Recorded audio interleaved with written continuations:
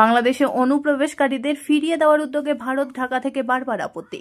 ভারতের সীমান্তরক্ষী বাহিনী সম্প্রতি বাংলাদেশ সীমান্তে অনুপ্রবেশকারী কয়েকশো অবৈধ বিদেশি নাগরিককে বাংলাদেশে ফেরত পাঠিয়েছে।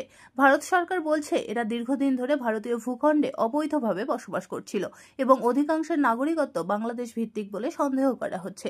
ভারতের দাবি এ প্রক্রিয়া দেশীয় আইন ও আন্তর্জাতিক রীতিনীতি মেনেই সম্পন্ন হয়েছে। ভারতের পররাষ্ট্র মন্ত্রণালয়ের জানায়, বাংলাদেশকে ইতিমধ্যে 2461 জনের একটি তালিকা সরবরাহ করা হয়েছে, যাদের ভারতীয় ভূখণ্ডে আটক করা হয় এবং যাদের নাগরিকত্ব যাচাই করার জন্য বাংলাদেশ সরকারের কাছে অনুরোধ জানানো হয়েছে। তবে বাংলাদেশ এখনও এসব ব্যক্তির পরিচয় নিশ্চিত করতে কার্যকর ব্যবস্থা নেয়নি।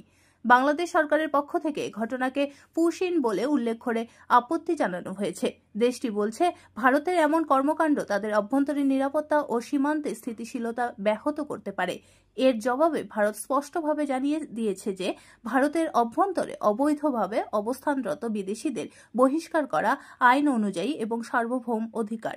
ভারতের কূটনৈতিক সূত্রগুলো জানায়, সীমান্তবর্তী এলাকায় নিরাপত্তা বজায় রাখা এবং অবৈধ অভিবাসন রোধ করা ভারতের জন্য গুরুত্বপূর্ণ বিষয়। এ লক্ষ্যে সীমান্তে নজরদারি আরও জোরদার করা হয়েছে। দিল্লি মনে করে, নাগরিকত্ব যাচাই প্রক্রিয়ায় বিলম্ব হওয়ায় অনাকাঙ্ক্ষিত মানবিক ও নিরাপত্তাজনিত পরিস্থিতি সৃষ্টি হচ্ছে।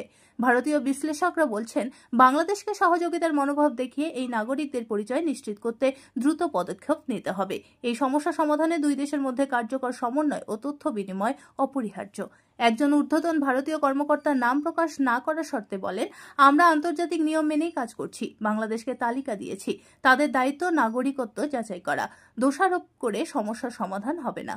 ভারত আশা করছে, দ্বিপক্ষীয় সুসম্পর্ক বজায় রেখে উভয় দেশ সীমান্ত ব্যবস্থাপনায় আরও কার্যকর সহযোগিতা গড়ে তুলবে এবং এ ধরনের পরিস্থিতির পুনরাবৃত্তি রোধে একটি যৌথ সমাধানে পৌঁছাবে।